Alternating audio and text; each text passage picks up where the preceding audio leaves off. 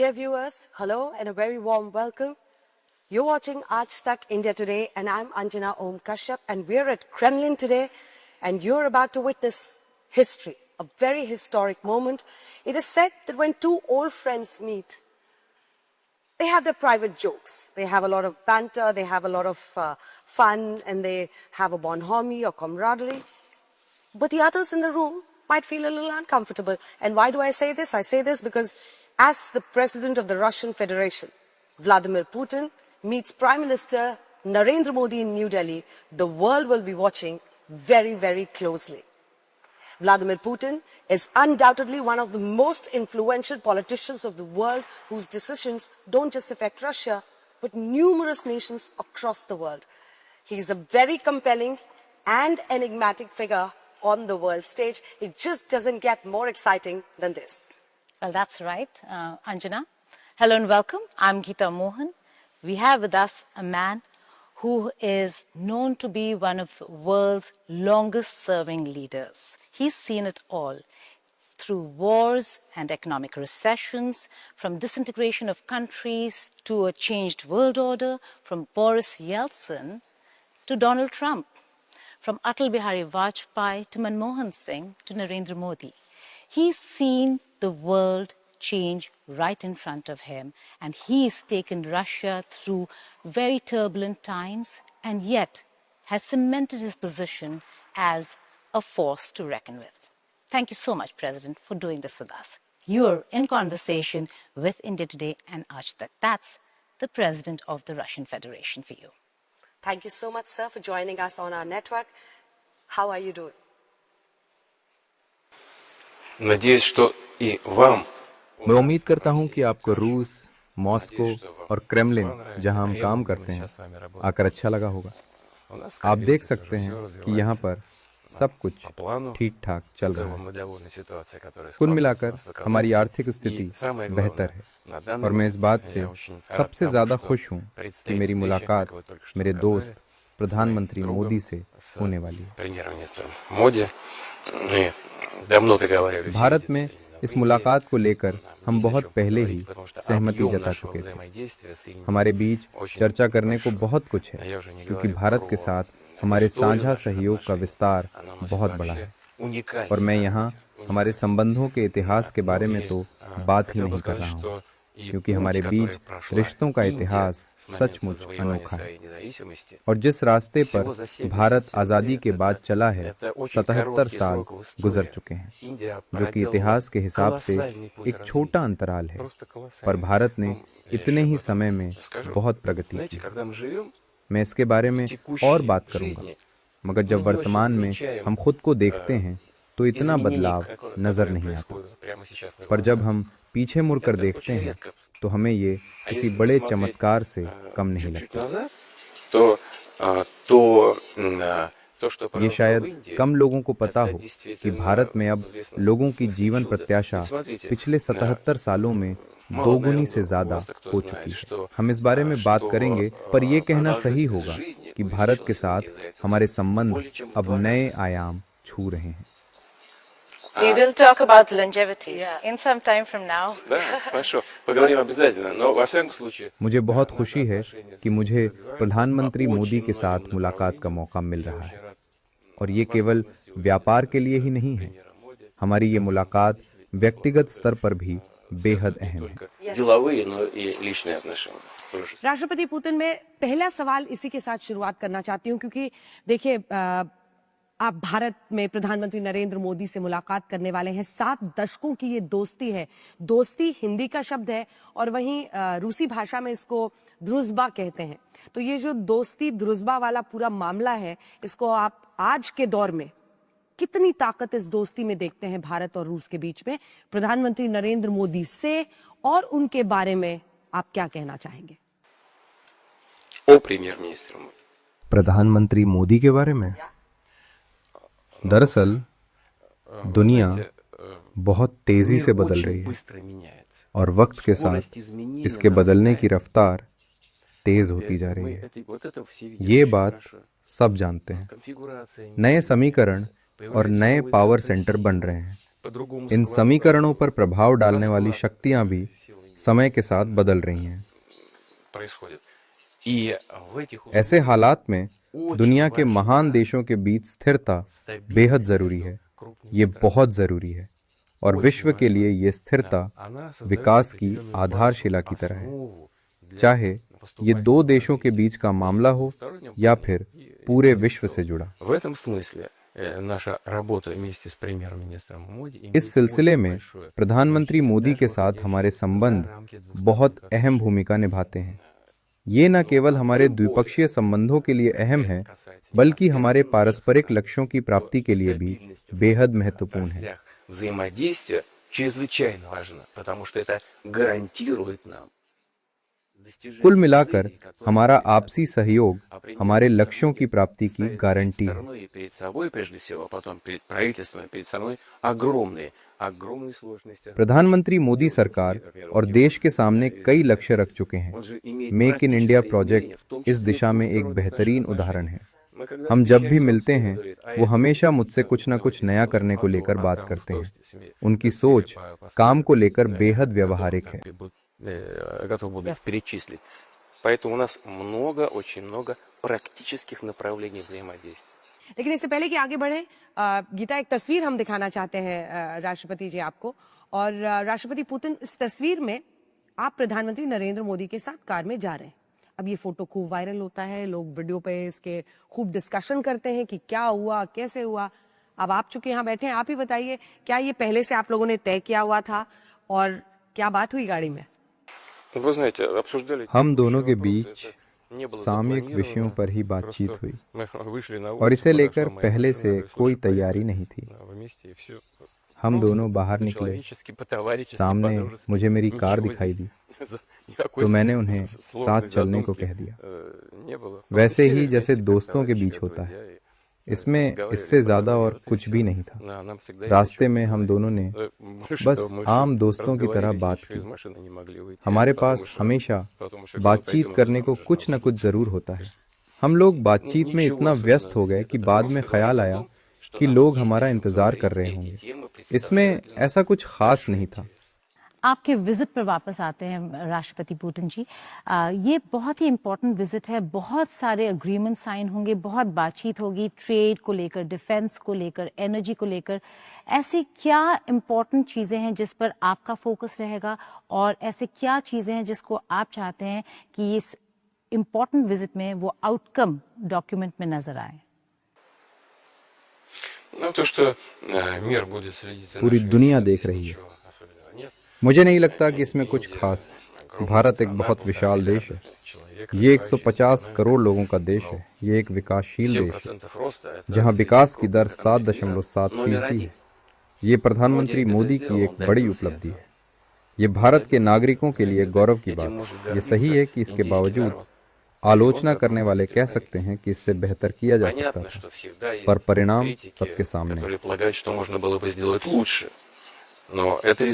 आने वाले समय में हम भविष्य को लेकर कई अहम क्षेत्रों में सहकार्य के लिए तैयार हैं और उनमें से एक है हाई टेक्नोलॉजी। भारत और रूस स्पेस टेक्नोलॉजी, न्यूक्लियर टेक्नोलॉजी से लेकर शिप बिल्डिंग, एयरक्राफ्ट बिल्डिंग और भविष्य को ध्यान में रखते हुए कई महत्वपूर्ण क्षेत्रों में सहयोग कर रहे हैं। उदाहरण के तौर पर आर्टिफिशियल इंटेलिजेंस, हम इसे लेकर आगे और भी बात करेंगे, पर ये आज के दौर की वो टेक्नोलॉजी है जो आने वाला भविष्य तय करेगी। ये हमारी प्रगति को रफ्तार दे सकती है, पर यह भी सही है कि इसके साथ कई चुनौतियां भी हैं। हम प्रधानमंत्री मोदी के साथ मिलकर इन्हीं विषयों पर बात करेंगे और वो रास्ता चुनेंगे जो हमारे लिए इमर्ज्ड के समय में सबसे बेहतर हो। लेकिन कुछ तो अग्रीमेंट्स होंगे जिसके बारे में आप हमें बता सकते हैं? मुझे शायद इस बारे में अभी कुछ कहना नहीं चाहिए, क्योंकि इसकी घोषणा हम साझा तौर पर मेरी भारत यात्रा के दौरान करेंगे। तभी इन समझौतों पर औपचारिक हस्ताक्षर भी किए जाएंगे। अगर व्यापार की बात करें तो भारत और रूस दोनों पर अंतर्राष्ट्रीय स्तर पर खासा दबाव है। खास तौर अगर तेल की बात की जाए तो पश्चिम की ओर से पड़ रहे इस दबाव का सामना भारत और रूस मिलकर कैसे कर सकते हैं? документы мы должны будем их окончательно утвердить. अच्छा चलिए ठीक है, अग्रीमेंट्स ना सही, जो अब ये विजिट हो रहा है ये बहुत सारे मुश्किलों में, बहुत सारे सैंक्शंस में घिरा हुआ विजिट है। आप भारत में होंगे और एक ऐसे वक्त पर जहां पर 25% एडिशनल टैरिफ्स लगा दिए हैं प्रेसिडेंट ट्रंप ने भारत पर, ये इस प्रेशर को भारत और रूस कैसे हैंडल कर सकता है? Дело в том, что आप जिस दबाव की बात कर रहे हैं वो दरअसल राजनीति का इस्तेमाल कर आर्थिक हितों को साधने की कोशिश है। политических инструментов в दूसरे शब्दों में कहें तो भारत के साथ हमारे ऊर्जा सहयोग पर इस तरह के अल्पकालीन राजनीतिक दबाव का असर नहीं पड़ता। भारत के साथ हमारा ऊर्जा समझौता बहुत पुराना और भरोसे पर टिका है। इसका यूक्रेन में हुई घटनाओं से कोई संबंध नहीं है, बल्कि हमारी एक बड़ी तेल कंपनी ने भारत में एक तेल रिफाइनरी का अधिग्रहण किया है। ये किसी विदेशी कंपनी द्वारा भारतीय अर्थव्यवस्था में अब तक के सबसे बड़े निवेश में से एक है। यहाँ हमने 20 बिलियन यूएस डॉलर से ज्यादा का निवेश किया। Это была одна из самых крупных иностранных हमारी कंपनी अपने साझेदारों के साथ इस रिफाइनरी पर सफलतापूर्वक काम कर रही है। भारत मौजूदा दौर में यूरोप के बाजारों में बड़े स्तर पर तेल सप्लाई कर पा रहा है, क्योंकि वो हमसे सस्ती दरों पर तेल खरीद रहा है।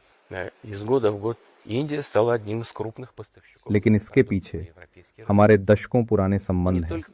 अंतर्राष्ट्रीय स्तर पर यह बात बहुत से लोगों को चुभ रही है कि भारत रूस की मदद से तेल के बाजार का एक अग्रणी सप्लायर बन चुका है और इसीलिए वो भारत को नए नए राजनीतिक हथकंडों से परेशान कर रहे हैं, उसके विकास के रास्ते में रोड़े अटका रहे हैं।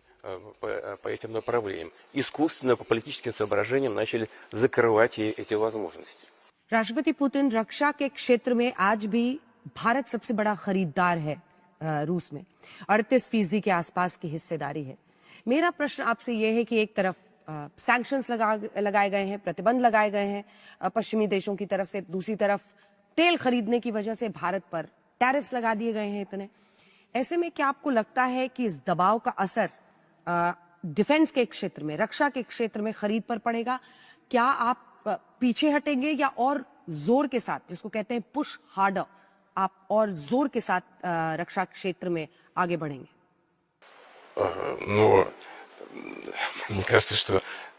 मैं समझता हूं कि भारत से आज दुनिया का कोई भी देश वैसे बात नहीं कर सकता जैसे आज से 77 साल पहले किया करता था।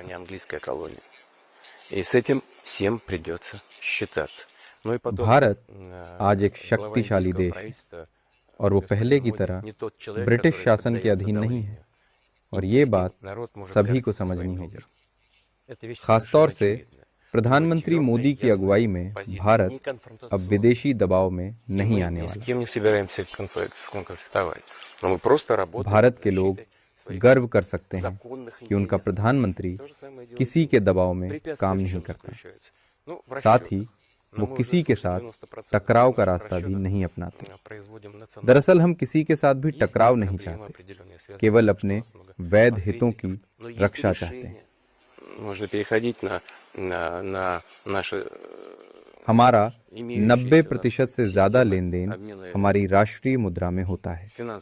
हालांकि बिचौलियों को लेकर थोड़ी समस्या आती है, पर इसके लिए हम साझा व्यवस्था बना सकते हैं जहां रूस और भारत के बैंक बिना किसी रुकावट आपस में लेन देन कर सकें। हम इस पर लगातार काम कर रहे हैं। एक बार ये व्यवस्था अमल में आ जाए तो व्यापार को लेकर बाहरी दबाव से जुड़ी सारी समस्याएं दूर हो जाएंगी। राष्ट्रपति पुतिन, इस सवाल के 3 हिस्से हैं। एक तो ऑपरेशन सिंदूर के दौरान भारत की निर्णायक जीत जो पाकिस्तान के खिलाफ रही, उसमें S-400 जो एयर डिफेंस सिस्टम है हमारा, वो बहुत काम आया। S-400 जो बाकी मिलने वाले हैं 5, वो कब तक भारत को मिलेगा?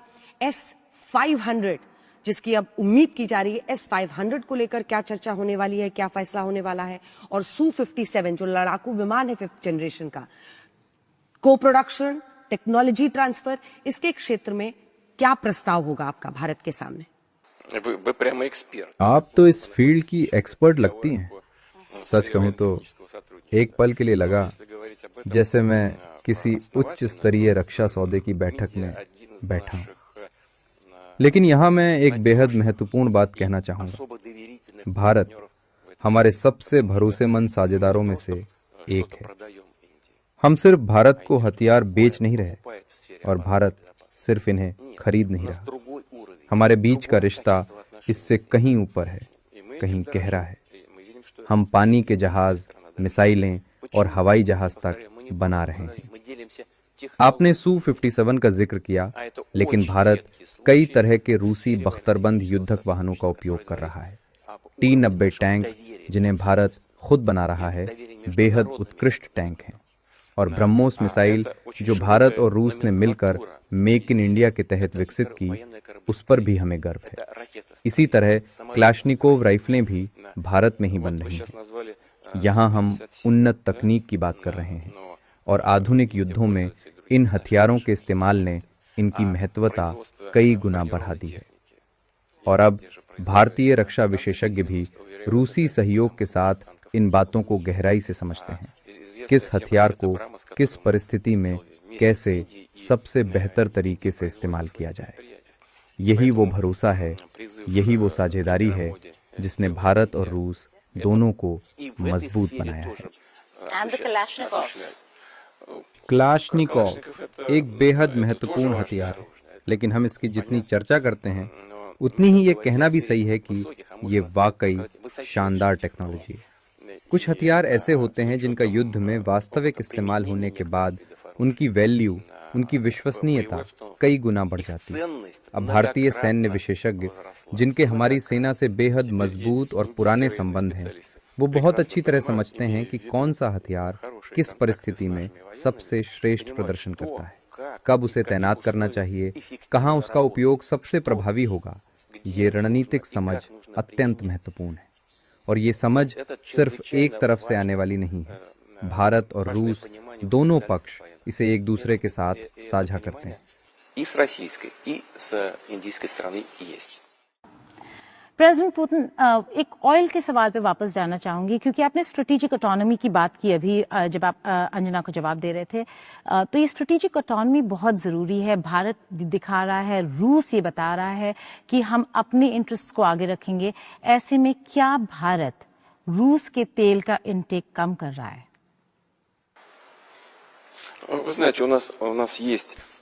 ये सही है कि साल के पहले 9 महीनों के मुकाबले अब भारत के साथ द्विपक्षीय व्यापार में कुछ कमी आई है, लेकिन इसे एक तरह के समायोजन के रूप में देखा जाना चाहिए। पर कुल मिलाकर भारत के साथ रूस का व्यापार लगभग पहले जैसा ही है। मैं इस समय महीने के हिसाब से सटीक आंकड़े नहीं दे सकता, पर रूस का भारत के साथ हाइड्रोकार्बन्स और तेल को लेकर व्यापार स्थायी रूप से जारी है। российской нефти в Индии идет абсолютно ритмично. Я знаю настроение. मैं इसे लेकर रूसी तेल कंपनियों और हितधारकों का मत अच्छी तरह जानता हूँ। वो मानते हैं कि उनके भारतीय साझेदार पूरी तरह से भरोसेमंद हैं। इस रिश्ते का एक और बहुत अहम जो एस्पेक्ट है वो न्यूक्लियर है। न्यूक्लियर कोऑपरेशन, रूस ऐसा देश रहा है जो सबसे आगे रहा है भारत के साथ न्यूक्लियर कोऑपरेशन के एग्रीमेंट साइन करने में या फिर फैसिलिटीज़ वहाँ पे प्लांट्स लगाने में। तो कोई इम्पोर्टेंट एग्रीमेंट, कोई इम्पोर्टेंट अनाउंसमेंट न्यूक्लियर फ्रंट पे हो सकता है? न्यूक्लियर अब बहुत ही सेंसिटिव मामला है अगर रूस की बात की जाए तो। हाँ, इसे लेकर हम ज़रूर घोषणा करने वाले हैं। ये सही है कि इस क्षेत्र में हम सबसे बड़े हितधारकों में से एक हैं। बल्कि हितधारक नहीं, हम परमाणु ऊर्जा प्लांट के क्षेत्र में आधुनिक और भरोसेमंद उपकरणों के दुनिया के सबसे बड़े निर्माता हैं। एक रूसी कंपनी ही इस क्षेत्र में दुनिया की सबसे अग्रणी कंपनी है। इस कंपनी अब तक विदेशों में 22 न्यूक्लियर रिएक्टर्स बना चुकी है और ये सभी बेहद उपयोगी साबित हुए हैं।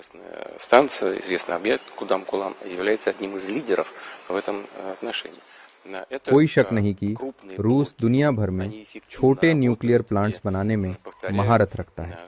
इनमें से कई रूस में पहले ही इस्तेमाल में हैं।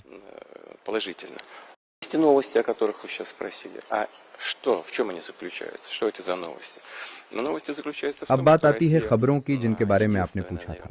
ये खबरें इस तथ्य पर आधारित हैं कि रूस शायद दुनिया का एकमात्र ऐसा देश है जिसके पास छोटे परमाणु बिजली संयंत्र बनाने की क्षमता भी है और उनका उपयोग का अनुभव भी। ये संयंत्र रूस में पहले से चल रहे हैं।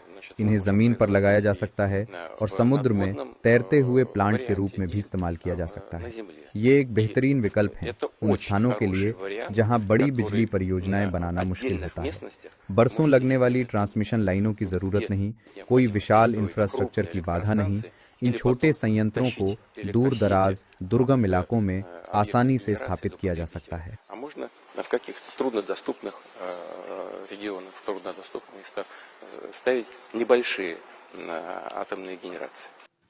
हम make in India, make with Russia की बात करते हैं प्रेसिडेंट पुतिन, लेकिन यहाँ पर इस कोलैबोरेशन, इस कोऑपरेशन को देखकर आपको क्या लगता है प्रेसिडेंट ट्रंप का रिएक्शन क्या होगा?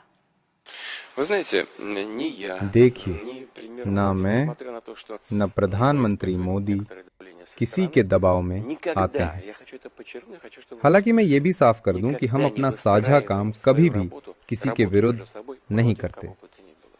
राष्ट्रपति ट्रंप की अपनी नीतियां और अपने सरोकार हैं और हमारे अपने। हम किसी के खिलाफ नहीं हैं। रूस और भारत तो बस अपना साझा हित चाहते हैं। हम किसी को नुकसान पहुंचाना नहीं चाहते।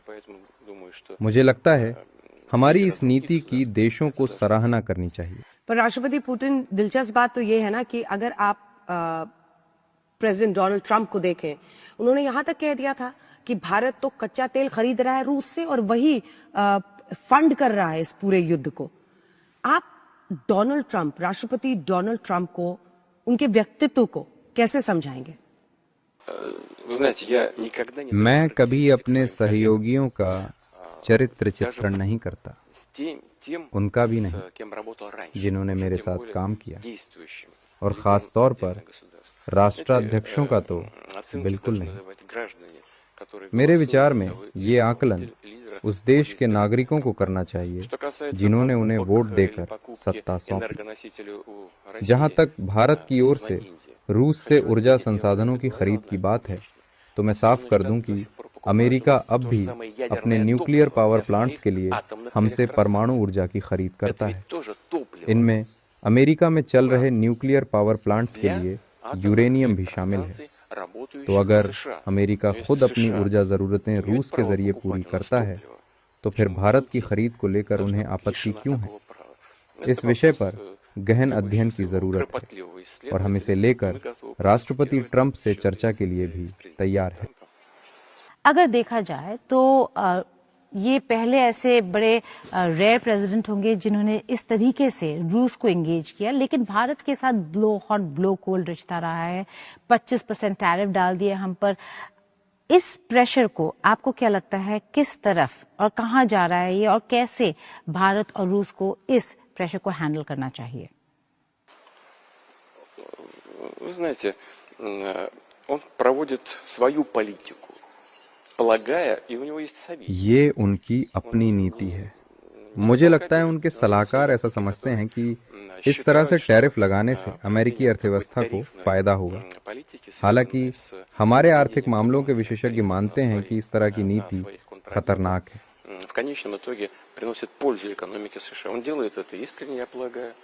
पर आखिर में इस तरह की नीतियों को लेकर फैसला किसी भी देश को और उसके सर्वोच्च नेता को करना होता है।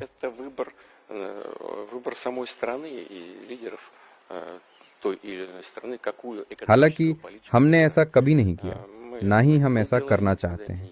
हम एक खुली अर्थव्यवस्था में विश्वास करते हैं। हम बस यही उम्मीद करते हैं कि वर्ल्ड ट्रेड ऑर्गेनाइजेशन के जिन नियमों के उल्लंघन की बात की जाती है उनमें संशोधन किया जाए। यहाँ एक और बहुत ऐतिहासिक मीटिंग हुआ है। प्रेसिडेंट पुतिन यहाँ पर जैरेड कुशनर पहली बार क्रेमलिन में आए और स्टीव विटकॉफ उनके साथ थे। क्या बातचीत हुई जानना चाहेंगे, क्योंकि काश मैं उस कमरे में होती, क्योंकि हम यहीं पर थे और सुन पाते क्या हो रहा है। लेकिन क्या था उस पूरे मीटिंग का अंजाम? अभी इस बातचीत के मायने निकालना थोड़ी जल्दबाजी होगी। मुझे नहीं लगता आप वहाँ होते भी तो उस चर्चा को सुनकर आपको कुछ हासिल होता। ये बैठक 5 घंटे चली। Да, а я один, представляете, безобразие какое. Вот. Но если говорить серьезно, то मैं खुद इतनी लंबी बैठक से ऊब गया था, पर यह बैठक जरूरी थी। और जरा सोचिए, इस पूरी बैठक में विटकॉफ और कुशनर के साथ मैं अकेला था। पर सच कहूं तो ये एक बेहद अहम बैठक थी। हालांकि इस बैठक में राष्ट्रपति ट्रंप के साथ अलास्का में हुई बैठक से पहले हुए समझौते और उससे जुड़े बिंदुओं पर ही बातचीत हुई।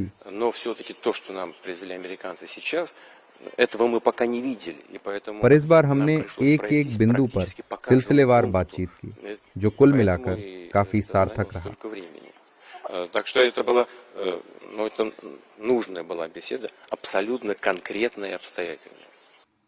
नहीं, पर चलिए मैं इस सवाल को थोड़ा पलट के आपसे पूछती हूँ। राष्ट्रपति पुतिन, किस पॉइंट पर जाकर बात अटकी? अगर विटकॉफ और जैरेड कुशनर दोनों आपसे 5 घंटे, जैसा कि बताया 5 घंटे आपकी उनसे बातचीत चली है, किस बिंदु पर जाकर डिसएग्रीमेंट हुआ? मतलब मामला नहीं निपटा, सहमति नहीं बनी?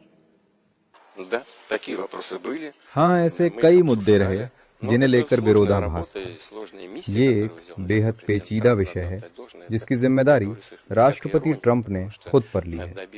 मैं इसे लेकर कटाक्ष नहीं कर रहा, मगर दोनों पक्षों को एकमत करना एक बहुत जटिल काम है।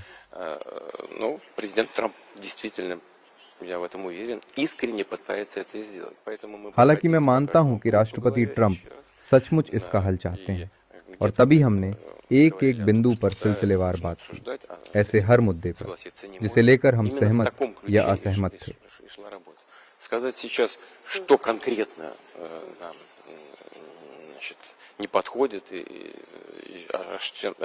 फिलहाल अभी कुछ भी कहना जल्दबाजी होगी, क्योंकि इसका कुछ भी निष्कर्ष निकालना राष्ट्रपति ट्रंप की देखरेख में हो रही बातचीत में बाधा डाल सकता है।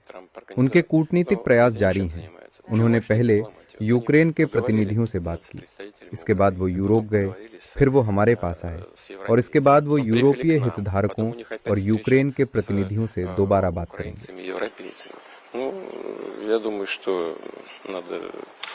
हाँ, हमारे बीच उसे लेकर भी चर्चा हुई। So you're saying the 28-point peace proposal is now not on the table, but there were leaked conversations. हालांकि बाद में उन्होंने उन 28 बिंदुओं को 27 में बदला, फिर उन्हीं को 4 पैकेजों में परिवर्तित कर उन पर चर्चा की। हालांकि वो पूरी तरह उन शुरुआती 28 बिंदुओं पर ही आधारित थे।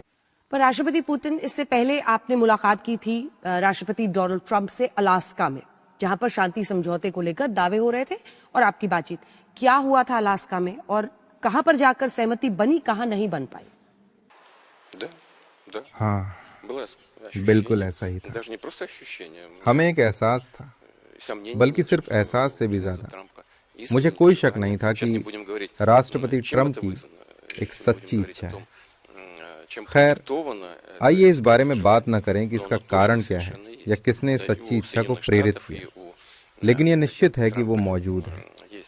संयुक्त राज्य अमेरिका और राष्ट्रपति ट्रंप वास्तव में उनके पास ये समझ है कि ये क्यों समाप्त होना चाहिए और जितनी जल्दी हो सके। इसी क्रम में मानवीय मुद्दों की बात करें तो मेरा दृढ़ विश्वास है कि ये उन वजहों में से एक है जिसके पीछे राष्ट्रपति ट्रंप का व्यवहार है, क्योंकि वो हमेशा कहते रहे हैं, और मुझे यकीन है कि ये सच है, कि वे नुकसान को कम से कम रखना चाहते हैं, और मुझे यकीन है कि उनके मन में इसके मानवीय पहलू भी हैं, लेकिन इसके अलावा भी कुछ विचार हैं राजनीतिक और आर्थिक दोनों। और मुझे यकीन है कि अमेरिका कोई समाधान खोजने की कोशिश कर रहा है।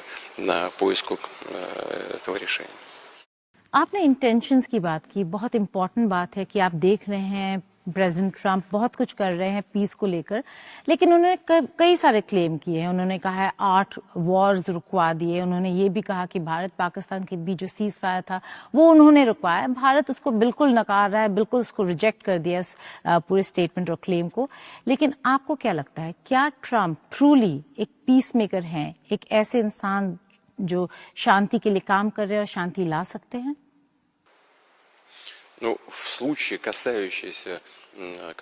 यूक्रेन को लेकर तो निश्चित रूप से मैं फिर से कह सकता हूं कि इसे लेकर मैं सकारात्मक हूं।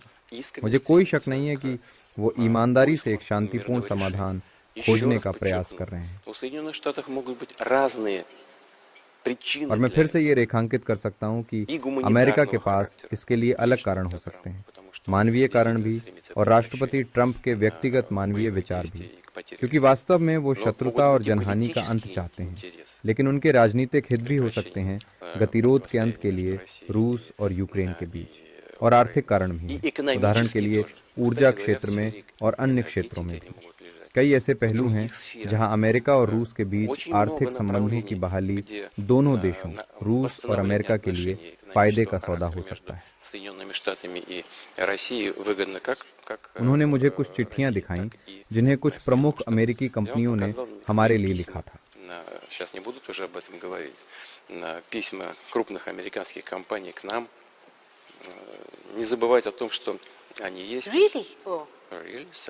जी हाँ, वो चिट्ठियाँ जो अमेरिकी कंपनियों ने लिखी थी कि वो तैयार हैं वापस आने के लिए जब सभी मुद्दे समाप्त हो जाएं, और वो ऐसा करना चाहते हैं और उन्हें ना भुलाया जाए। इसमें इतना आश्चर्यजनक क्या है? आप इतने हैरान क्यों हैं? बहुत से लोग रूस वापस आना चाहते हैं, लेकिन ट्रंप के लिए उनका पक्ष रखना, कंपनियों की ओर से पक्ष रखने के लिए कंपनियों के पत्र लेकर आना तो बिल्कुल ही अलग मामला है। But for Trump to make the bidding is what we were stuck at. For Trump to make the bidding, to come with companies, letters from companies, that's a different ball game altogether. To do the bidding. नहीं, आपने मुझे गलत समझा। हमारे पास अमेरिकी कंपनियों के पत्र हैं। हमारे पास सचमुच अमेरिकी कंपनियों के पत्र मौजूद हैं। लेकिन राष्ट्रपति पुतिन, अगर वाकई रूस और यूक्रेन के बीच में शांति होनी है, युद्ध खत्म होना है, तो एक समझौते की तरफ बढ़ना होगा। आपकी नजर में क्या वो बिंदु है जिन पर सहमति बन जाएगी, या जहां पर यूक्रेन मान जाएगा तब ये युद्ध समाप्त होगा? मतलब आपकी नजर में रशिया के लिए विजय क्या है, जीत क्या है? नहीं, पर इससे पहले आपने कहा भी है कि आप और मैं आपको कोट कर रही हूं, आपने ये कहा है कि जब तक ऐसे तमाम क्षेत्र जहां पर अब रूस का वर्चस्व है, वहां से कीव की सेना यानी यूक्रेन की सेना पीछे नहीं हट जाती है पूरी तरह से, तब तक युद्ध समाप्त नहीं होगा। क्या है इसका अर्थ? कौन से वो इलाके हैं सर जहां पर आप रूस का वर्चस्व चाहते हैं, उसका डोमिनेंस चाहते हैं, और मानते हैं कि अब वो यूक्रेन का हिस्सा नहीं होकर रूस का हिस्सा बन जाए?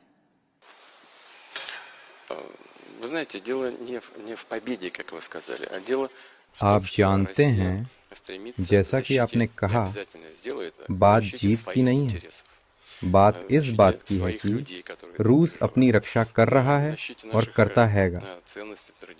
हमारे हितों की और उन लोगों की जो वहाँ रहते हैं, ये हमारी परंपरागत मूल्य, रूसी भाषा और संस्कृति की रक्षा की बात है। साथ ही ये धर्म और आस्था की भी रक्षा है जो सदियों से उन क्षेत्रों में मौजूद रही है। आप जानते हैं कि यूक्रेन में रूसी ऑर्थोडॉक्स चर्च को लगभग प्रतिबंधित कर दिया गया है। चर्चों में जबरन कब्जा किया गया और लोगों को वहां से निकाल दिया गया। मैं तो यहाँ रूसी भाषा पर प्रतिबंध की बात भी नहीं कर रहा। ये एक जटिल और व्यापक मुद्दों का समूह है। मैं आपको एक बार फिर याद दिलाना चाहता हूँ कि हम युद्ध शुरू करने वालों में से नहीं थे। पश्चिम ने यूक्रेन के साथ मिली भगत की और वहां तख्ता पलट को अंजाम दिया और उसके बाद यूक्रेन में घटनाएं हुई, खासकर दक्षिण पूर्व में और फिर डोनबास में। ये चर्चा में भी नहीं है। 8 साल, पूरे 8 साल हम शांतिपूर्ण तरीकों से इस मुद्दे को सुलझाने की कोशिश कर रहे थे। हमने इसे मिन्स्क समझौतों में शांतिपूर्ण सेटलमेंट के रूप में दर्ज किया, इस उम्मीद में कि इसे शांतिपूर्ण तरीके से हल किया जा सकेगा। बाद में हमें पता चला कि जो पश्चिमी नेता ये सार्वजनिक रूप से कहते थे, उन्होंने कभी भी मिन्स्क समझौतों को पूरा करने का इरादा नहीं रखा था। उन्होंने केवल इसलिए इसे साइन किया ताकि यूक्रेन को हथियार देने का मौका मिल सके और हमारे खिलाफ सशस्त्र संघर्ष जारी रखा जा सके। तो हमें 8 साल तक डोनबास में रहने वाले लोगों के मारे जाने के बाद, जिसकी याद पश्चिम में कोई नहीं रखता, पहले उन गणराज्यों को मान्यता देनी पड़ी और दूसरे उन्हें समर्थन देना पड़ा। और अब ये विशेष सैन्य अभियान युद्ध की शुरुआत नहीं है, ये उस युद्ध को समाप्त करने का प्रयास है जो पश्चिम ने यूक्रेनी राष्ट्रवादियों के हाथों हमारे खिलाफ शुरू किया था। यही असलियत है, यही विवाद की जड़ है। और हम इस युद्ध को तब खत्म करेंगे जब हम तय करेंगे कि हमने वो लक्ष्य हासिल कर लिए हैं जो हमने विशेष सैन्य अभियान की शुरुआत में निर्धारित किए थे, उन क्षेत्रों को मुक्त करने के लिए। So what is that goal? What is the end game for Vladimir Putin in Ukraine? Так я же сказал. Мы признали вот эти... Послушайте. देखिए, 8 साल तक हमने उन खुद को स्वतंत्र घोषित करने वाली गणराज्यों को मान्यता नहीं दी। 8 साल तक उन्होंने अपनी आज़ादी का ऐलान किया हुआ था और हम कोशिश करते रहे कि यूक्रेन के बाकी हिस्सों और इन गणराज्यों के बीच कोई रिश्ते बन सके। फिर हमें समझ आया कि ये मुमकिन ही नहीं है, उन्हें तो बस खत्म किया जा रहा था। तभी हमें मजबूर होकर उन्हें मान्यता देनी पड़ी और सिर्फ कुछ हिस्सों को नहीं, बल्कि उनकी वही प्रशासनिक सीमाएं माननी पड़ी जो सोवियत काल में थी और बाद में स्वतंत्र यूक्रेन बनने के बाद भी थी। फिर वहां के लोग मतदाता रेफरेंडम में गए और उन्होंने मतदान किया कि वहां से सेना हटाई जाए और कोई भी सैन्य कार्रवाई ना की जाए, लेकिन उन्होंने युद्ध को ही चुना और अब मामला साफ हो गया। और बात एक ही चीज पर आकर टिकती है, या तो हम सैन्य कार्रवाई के जरिए उन क्षेत्रों को मुक्त करें या फिर यूक्रेनी सेना वहां से हट जाए, उन इलाकों को छोड़ दे और वहां के लोगों की हत्या करना बंद करे। Либо украинские войска, в конце концов, покинут эти территории и прекратят там убивать людей. लेकिन देखिए राष्ट्रपति पुतिन, मैं आप ही को कोट करना चाहती हूँ। वो तारीख थी 8 मार्च की, साल था 2014, जब क्राइमिया के एनेक्सेशन के बाद आप फेडरेशन काउंसिल को एड्रेस कर रहे थे और आपने कहा Kyiv is the mother of all Russian cities, यानी कीव सभी रूसी जो शहर हैं उनकी माँ के समान है। इसका क्या मतलब है, क्या अर्थ है? Вы знаете, здесь я ничего от себя не придумал. Так говорили исторически. आप जानते हैं, मैंने कभी कुछ भी ऐसा आविष्कार नहीं किया जो ऐतिहासिक हो। रूसी राज्य शुरू में अलग अलग सेंटर से बना था। पहली राजधानी ऐतिहासिक डेटा के अनुसार उत्तर पश्चिम में नोवगोरोड शहर के आसपास स्थित थी। बाद में राज्य की राजधानी डेलिकेट शहर में चली गई और बाद में कीव में। ये रूस का इतिहास था और तब से कीव को रूसी शहरों की माँ कहा जाता था। बाद में इतिहास का रुख बदला और प्राचीन रूसी राज्य का बंटवारा हो गया। प्राचीन रूसी राज्य का एक हिस्सा मॉस्को में एक सेंटर के साथ विकसित होना शुरू हुआ और इसका दूसरा हिस्सा दूसरे देशों के साथ मिल गया, जैसे कीव और कुछ दूसरी जमीनें। ये जमीनें पहले लिथुआनिया के साथ मिलकर एक राज्य का हिस्सा थी, बाद में पोलैंड के साथ मिलकर पोलिश राज्य का हिस्सा बन गई। तो प्राचीन रूसी राज्य का वह हिस्सा 17वीं सदी में पोलैंड में खत्म हो गया। И таким образом эта часть древнерусского государства оказалась в Польше, а в 17 веке попросилась назад в Россию. Right. Gita. President sir, the fact that, you're mentioning the history, and it brings me to what I did when the conflict was underway. I had traveled to Donetsk, I traveled to Luhansk, Zaporizhia, Kherson, and most of the people over there are Russian speaking. They speak Russian language. They were very disappointed with Kyiv that it was banned in eastern Ukraine. But they were also a little shocked that how is Putin doing this to us? We are his people. A lot of women I spoke to were in shock. So what do you have to say to people in eastern Ukraine who actually have families in Russia, who on a daily basis move from Ukraine to Russia? So what do you have to say to them? Я не понял вопроса. मैं समझा नहीं वो किस लिए हैरान थे. That they were shocked that there was an operation that happened and their homes were destroyed because they lived in eastern Ukraine and they have love for Russia and the Russian people, and they're Russian speaking themselves. Да. Ответ очень простой. Они жили, видимо, в той части Украины, которая इसका जवाब बड़ा आसान है कि वो क्षेत्र Kyiv के control में थे, और जो क्षेत्र कीव के कंट्रोल में नहीं थे उनको पूरे तरीके से कीव ने बर्बाद कर दिया. और इसलिए हम मजबूर हो गए उन इलाकों का साथ देने के लिए जो नष्ट कर दिए गए. लोगों ने रेफरेंडम के लिए खुलेआम बोलना शुरू कर दिया. जो आज़ादी चाहते थे इधर आए, और जो नहीं चाहते वो दूसरी तरफ जा सकते थे. हम उन्हें मना नहीं करेंगे, वो बेशक जा सकते हैं. Уехать на другие части украинского государства. Пожалуйста, мы этому не мешаем. ज़ेलेंस्की की अगर बात करें तो बहुत कुछ उनको प्रॉमिस किया गया, नेटो मेंबरशिप, ईयू मेंबरशिप, लेकिन ऐसा अब तक कुछ हुआ नहीं है. आपको क्या लगता है, नेटो मेंबरशिप कभी भी ऑन द टेबल था यूक्रेन के लिए, ज़ेलेंस्की के लिए? Когда этот господин приходил к власти, он заявил, что он जब ज़ेलेंस्की सत्ता में आए तो उन्होंने कहा था कि वो हर हालत में शांति की कोशिश करेंगे, भले ही इसके लिए उन्हें अपना करियर दांव पर लगाना पड़े. अब देखिए, सब कुछ दूसरी तरह से दिखाई पड़ रहा है. अब वो छोटे से समूह नेशनल रेडिकल फासिस्ट की मदद से हल निकाल रहे हैं. ये सरकार अपनी सोच से न्यूनाजी है. इनके राष्ट्रवाद और न्यूनाजी की परिभाषा एक ही है, और इसी वजह से सारा माहौल युद्ध का बना. नाकामयाबी ही मिली. По своей ментальности очень действительно похож на неонацистский режим, потому что крайняя форма национализма и неонацизма это почти одно и то же. Это почти равные понятия. И сегодня, безусловно, все сводится к военным действиям. उनके लिए सबसे जरूरी है ये समझना कि शांतिपूर्ण वार्ता से ही हर समस्या का हल मुमकिन है, और यही बात हम उनको साल 2022 से समझाने की कोशिश कर रहे हैं. जो वो करना चाह रहे हैं वो तो वही बता सकते हैं. राष्ट्रपति पुतिन, मैं आप ही को कोट कर रही हूं. आपने कहा कि नेटो का ईस्टर्न एक्सपेंशन, यानी नेटो का पूरब की तरफ विस्तार आपको स्वीकार्य नहीं है और वही सबसे बड़ा खतरा है. लेकिन क्या वाकई नेटो से रशिया को इतना बड़ा खतरा है, या सिर्फ ये एक प्रिटेक्स्ट रहा, एक आधार बना जो आपने यूक्रेन के खिलाफ कदम उठाया? Послушайте, НАТО это отдельная тема. Русский язык, русская культура. देखिए, नेटो जो है वो एक बिल्कुल अलग मसला है. रूसी भाषा, संस्कृति, धर्म, हम यहाँ पर कुछ भी असाधारण नहीं मांग रहे. रूसी संस्कृति, रूसी भाषा, धर्म और यहाँ तक कि क्षेत्रीय सवाल, ये सभी महत्वपूर्ण हैं.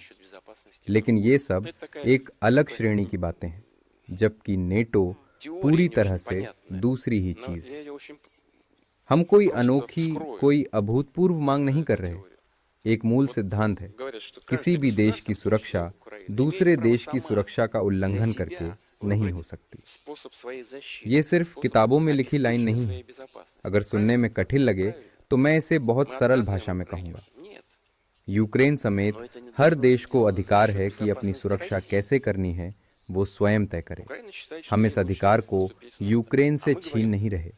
लेकिन बात यह है कि यूक्रेन की सुरक्षा रूस की सुरक्षा की कीमत पर नहीं होनी चाहिए। यूक्रेन सोचता है कि नेटो में शामिल होना उसके लिए अच्छा है, पर हम कहते हैं कि अगर ऐसा हुआ तो ये कदम रूस की सुरक्षा के लिए प्रत्यक्ष खतरा होगा। इसलिए जरूरत है एक ऐसा तरीका खोजने की जिसमें आपकी सुरक्षा भी बनी रहे और हमारी सुरक्षा खतरे में ना पड़े।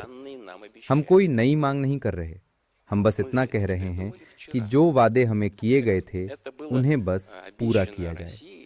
ये कोई कल उठाया गया मुद्दा नहीं है, ये तो तब तय हुआ था जब मैं सत्ता में भी नहीं था। उन्होंने खुद कहा था 1 इंच भी पूर्व की ओर विस्तार नहीं होगा, लेकिन उसके बाद भी नेटो ने कई बार विस्तार किया और अब वे यूक्रेन को भी नेटो में शामिल करने की कवायद में थे। यही कारण है कि असंतोष पैदा हुआ, क्योंकि नेटो एक सैन्य गठबंधन है और उसका आर्टिकल 5 आज भी उतना ही प्रभावी है, लेकिन कोई हमारी सुरक्षा चिंताओं को गंभीरता से नहीं लेता। जब यूक्रेन स्वतंत्र हुआ था तो उसके पहले ही महत्वपूर्ण दस्तावेजों में सैन्य तटस्थता की घोषणा थी और यही यूक्रेन की राज्य व्यवस्था की नींव बनी। उसकी संप्रभुता की घोषणा जिसमें साफ लिखा हुआ है कि यूक्रेन तटस्थ रहेगा। Это база украинской независимости, украинской современной государственности. И там написано, что Украина – это нейтральное государство. प्रेसिडेंट पुतिन, यहाँ पे अगर हम क्राइमिया की बात करें, उसके बाद हमने देखा कि किस तरीके से आपको G8 से हटा दिया गया और अब कहीं ना कहीं वेस्ट ये कह रहा है कि रूस अकेला अलग थलग खड़ा है, कि उन्होंने वो सक्सेसफुल रहे रूस को कोट एंड कोट आइसोलेट करने में। Нам не нужно было получать этот важный порт в Крыму, потому что он был наш. हमें क्रीमिया पोर्ट को लेने की जरूरत नहीं, वो हमारा है। हमारी नौसेना यूक्रेन से समझौते के तहत वहां पहले से ही मौजूद थी। Развала Советского Союза флот наш там все равно остался. Дело совершенно не в этом, хотя это важно. सेवेस्तोपोल के नौसेना के पोर्ट पर सोवियत संघ विलय होने के बाद से सेना वहीं थी, ये एक फैक्ट है। लेकिन बात सिर्फ इतनी नहीं है, हमने क्रीमिया पोर्ट पर कब्जा नहीं किया।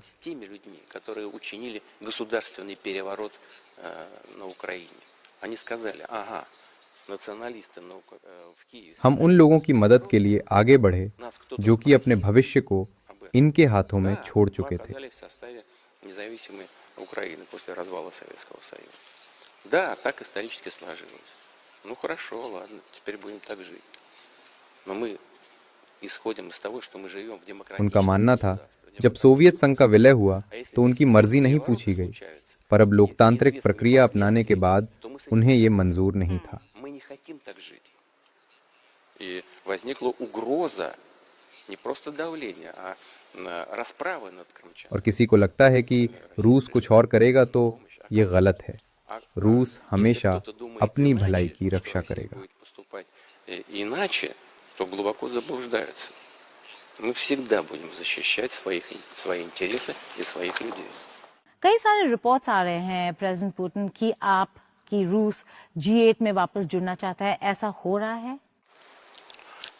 नहीं, आप ये बहुत दिलचस्प जवाब आप दे रहे हैं। मतलब इसकी कल्पना करना मुश्किल है कि आप खुल के कह रहे हैं कि आपको G8 में कोई इंटरेस्ट नहीं है, मतलब G7 से वापस G8 बने और आपको हिस्सेदारी मिले। Да. Дело вот в чем. Дело в том, что я когда-то так случилось, я сейчас не буду вдаваться в детали. ये एक दिलचस्प टिप्पणी है और आप सही कह रहे हैं। मैं इस विषय पर बिल्कुल स्पष्ट हूँ। देखिए, सच बात यह है कि मैं इन बैठकों में जाना बहुत पहले ही बंद कर चुका था। ये पहली बात है।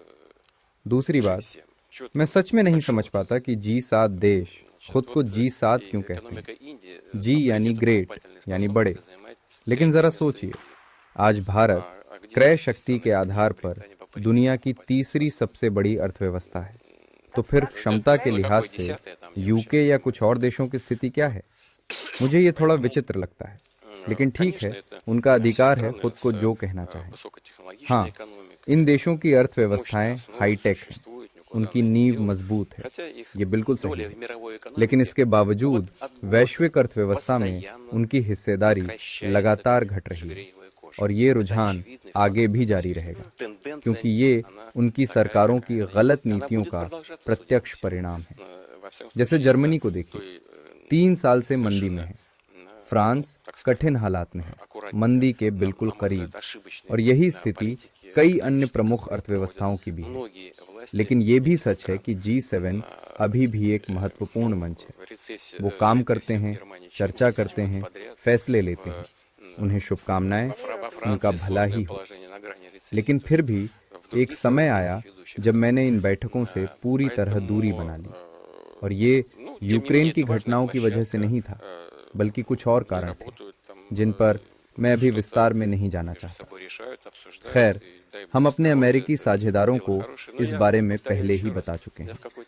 हाँ, उस बैठक में भी हमने इस मुद्दे का जिक्र किया था, विशेष तौर पर मिस्टर मेटकाफ के साथ हुई चर्चा में, क्योंकि ये वास्तव में एक बहुत महत्वपूर्ण विषय था।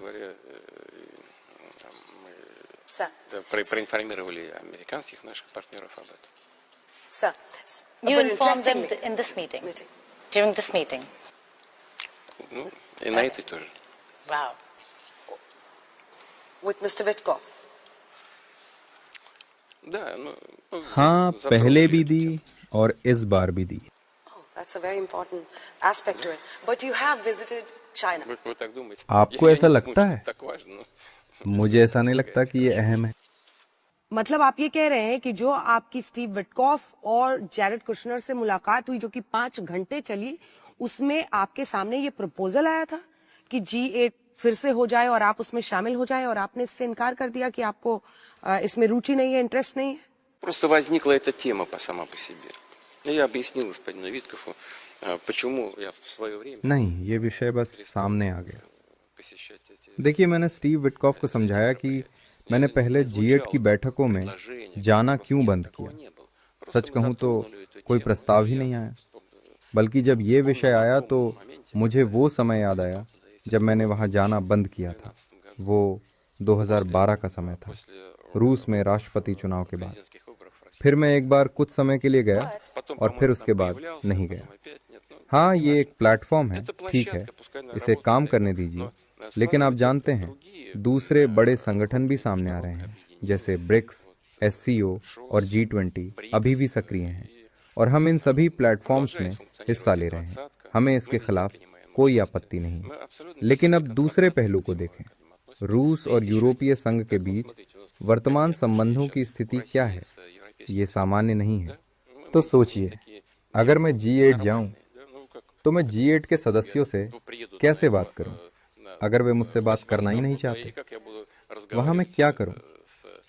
खैर, हम शायद इस पर बाद में बात करेंगे। Ну, хотят, ну, пожалуйста, мы еще поговорим на эту тему. ठीक है, आपकी बात मानते हैं, और कई मुद्दों पर आपने तमाम अन्य संगठनों के और जो पश्चिमी वर्ल्ड ऑर्डर चल रहा है जिसमें वर्चस्व है पश्चिमी देशों का, आप कह रहे हैं कि उसमें हमको हिस्सा ही नहीं लेना है, उसमें मुझे जाना ही नहीं है। मैं वहां पर सार्थक तरीके से जाना चाहता हूं जहां पर महत्व है। ऐसे में मेरा सवाल आपसे यह है कि फिर इसका ऑल्टरनेट, इसका विकल्प है क्या? रिक्स है, ब्रिक्स है, ग्लोबल साउथ है, SCO है, क्या है? Вы спросили, меняется ли мир? Знаете, формируется ли новый порядок? Мир меняется постоянно. आपने पूछा कि क्या दुनिया बदल रही है, क्या एक नया वर्ल्ड ऑर्डर बन रहा है? देखिए, बात यह है कि दुनिया हमेशा बदलती रहती है, सब कुछ बदल जाता है, लेकिन आजकल बदलाव की गति बहुत तेज हो गई है और हम इसे महसूस कर सकते हैं, देख सकते हैं। Прежде всего происходят глобальные процессы экономического характера. मैंने पहले भी इस बात का जिक्र किया था। असल में हम वैश्विक आर्थिक बदलाव और हलचल के गवाह हैं। ये बदलाव यूक्रेन या अन्य संघर्ष क्षेत्रों से संबंधित नहीं है।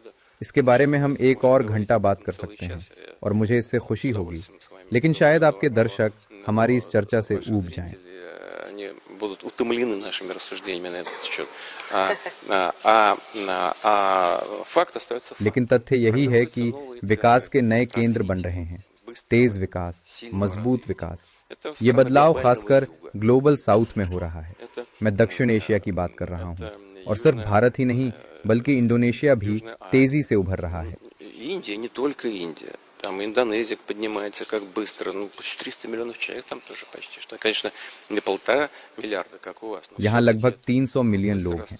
भारत जितने 1.5 अरब नहीं, लेकिन फिर भी ये तेजी से विकास के रास्ते पर बढ़ता देश है। इसी तरह अफ्रीका भी तेजी से विकास कर रहा है, और ये विकास और तेज होगा क्योंकि वहाँ युवा आबादी है, उनका भविष्य है, और वे उच्च जीवन स्तर की मांग करेंगे। कुल मिलाकर इसे रोका नहीं जा सकता। Вот это просто неизбежно. Темпы изменения в мировой экономике. वैश्विक अर्थव्यवस्था में बदलाव की गति बढ़ती ही जाएगी। हम अक्सर सुनते हैं कि हाल ही में रूस अपने संबंधों को ग्लोबल साउथ और एशिया के साथ नए सिरे से समायोजित या पुनः निर्धारित कर रहा है, पर सच ये है हम ऐसा लंबे समय से कर रहे हैं। С начала 2000-х годов. This picture that Geeta we wanted to show the president because President sir, this picture actually ruffled a lot of feathers across the world. The Russia and the Vladimir China. Putin, Xi Jinping, and Narendra Modi, 3 nation heads together, and people were going all over social media and America. But even if we look at that picture, President sir, how do you have these alternative blocs and how can they become a real force if there are fundamental unresolved issues between key member states in that bloc? Вы знаете, конфликты всегда есть. А когда их не было? Давайте вот. देखिए, संघर्ष तो हमेशा मौजूद रहे हैं। ऐसा कोई समय नहीं रहा जब दुनिया में कोई संघर्ष न हो। आप दुनिया के बड़े क्षेत्रों और बड़े शक्ति केंद्रों का इतिहास उठाकर देख लीजिए। हर दौर में सवाल थे, विवाद थे, टकराव थे।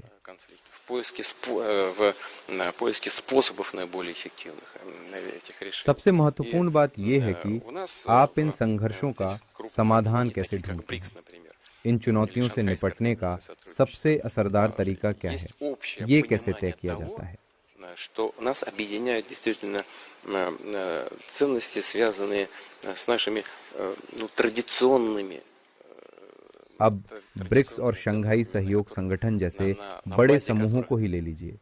इन संगठनों के भीतर हमारे बीच एक साझा समझ है कि हमें साथ क्या लाता है, और वो हैं हमारे मूल्य, हमारी पारंपरिक मूल्य व्यवस्था, जिनके आधार पर हमारी सभ्यताएं अगर हजारों नहीं तो सैकड़ों सालों से टिकी हुई हैं।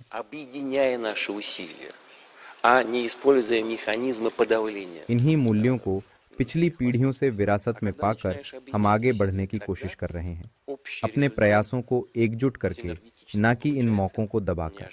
और जब आप मिलकर काम करते हैं तो परिणाम एक तरह की सिनर्जी पर आधारित होता है, और वो नतीजा बेहद प्रभावशाली होता है। और इन्हीं चीजों को हम इन संगठनों में प्राथमिकता देते हैं। कभी एक भी बार ऐसा नहीं हुआ कि हम इकट्ठे हुए हों किसी को धोखा देने के लिए या किसी के विकास को रोकने के लिए। हमारा एजेंडा हमेशा सकारात्मक रहा है।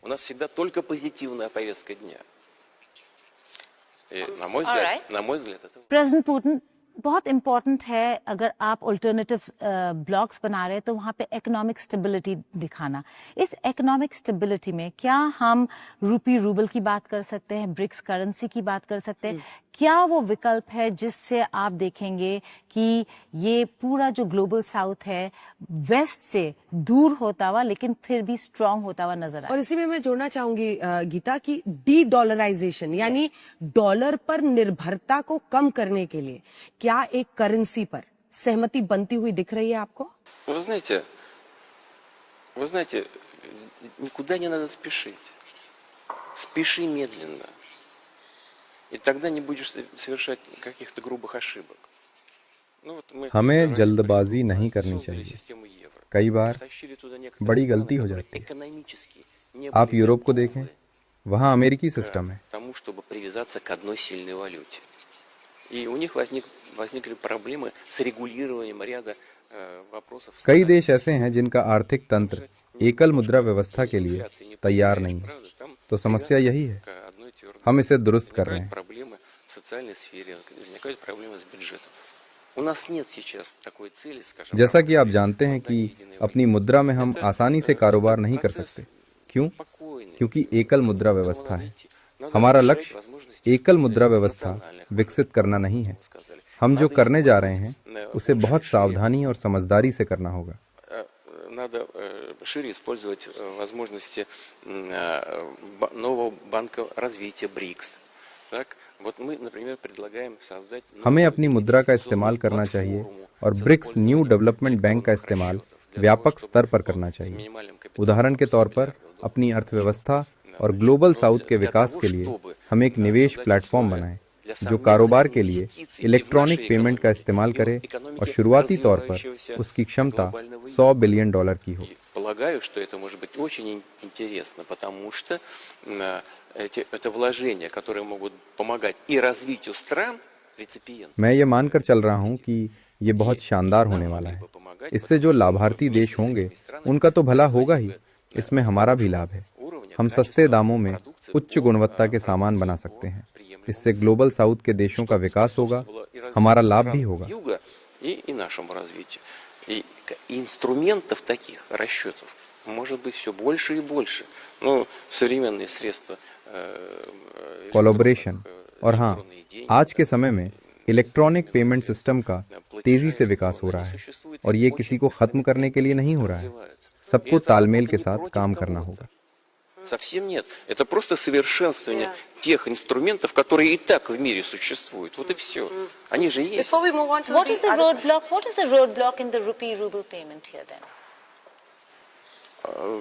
Здесь нет препятствий. Это вопросы экономического характера.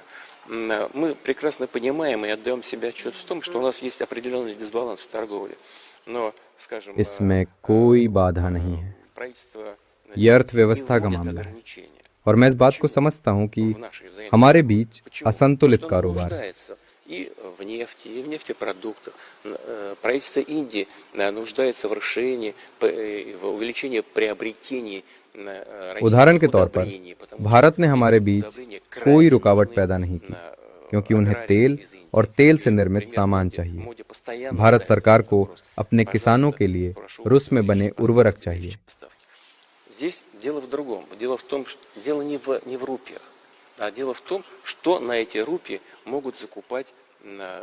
पीएम मोदी हमेशा इस मुद्दे को मेरे सामने उठाते हैं और ये रुपए में पेमेंट का मामला नहीं है। मैं हमेशा कहता हूँ कि इस असंतुलन को दुरुस्त करना है, प्रतिबंधित नहीं। हमारे कारोबार से दोनों देशों को फायदा हो, किसी एक को नहीं। Таких сфер деятельности, которые были бы выгодны и Индии, и нам. И вот по нашей инициативе мы сейчас भारत दौरे पर हमारा प्रयास है कि हम पहल करें जिसमें भारत और रूस के आयात और निर्यात की प्रदर्शनी लगे। मैंने अपने अफसरों को आदेश दिया है कि भारत से हम जो सामान खरीदते हैं उसमें और क्या जोड़ सकते हैं, इस पर काम करें। Это, скажу вам честно, это мое прямое указание было правительству Российской Федерации продумать, что мы дополнительно могли бы закупать в Индии. Мы думаем над этим, причем с обеих сторон, в том числе и со стороны России. सर ठीक है, इस पे वापस लौटेंगे, बहुत सारे सवाल और भी हैं, लेकिन मैं आपसे सीधा बोलती हूँ इधर उधर शब्द मिक्स किए बिना कि भारत और चीन के बीच में तनाव है, सरहद के कई मुद्दों पर तनाव है और ऐसी स्थिति में आप चाहते हैं सीधा कि आपका अच्छा रिश्ता चाइना से भी हो, आप चाहते हैं कि आपका अच्छा रिश्ता भारत से भी बने, क्योंकि ये वो दो देश हैं जो आप गए, अभी भी गए, आप चीन गए और अब आप भारत जा रहे हैं। मेरा सवाल आपसे ये है कि आप दोनों के बीच में संतुलन कैसे रिश्ते में बनाएंगे? Нам об этом хорошо известно. Индия и Китай наши самые близкие друзья. Мы этим очень дорожим. भारत और चीन हमारे सबसे करीबी मित्र हैं और मैं ये नहीं समझता कि हमें उनके द्विपक्षीय मामलों में हस्तक्षेप करना चाहिए। Стремятся и находят решения всех, даже очень сложных межгосударственных. मैं जानता हूं कि प्रधानमंत्री मोदी और राष्ट्रपति जिनपिंग जटिल और विवादित मसलों पर किसी नतीजे तक जरूर पहुंचेंगे। И один и другой лидер обеспокоены. दोनों देशों के बीच जो तनाव है उससे दोनों नेता चिंतित हैं। वो समस्या का समाधान भी करना चाहते हैं, प्रयास कर भी रहे हैं, नतीजे पर भी पहुंचेंगे। मैं उन दोनों के लिए बहुत खुश हूँ। मैं नहीं समझता कि मुझे हस्तक्षेप करना चाहिए। ये द्विपक्षीय मामले हैं।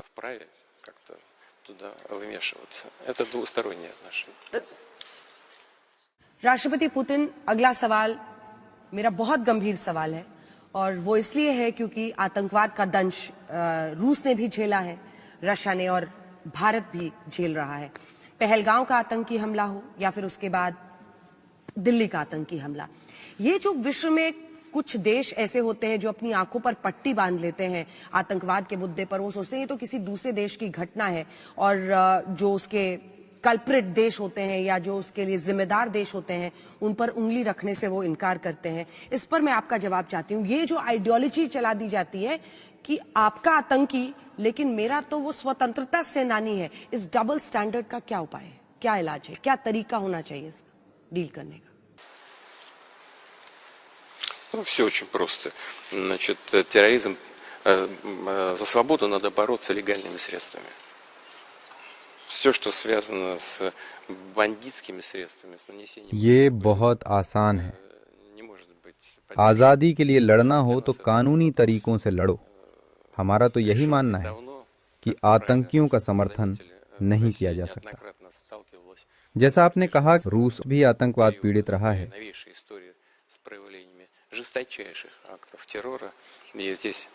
आतंकवाद के खिलाफ लड़ाई में रूस भारत के साथ है।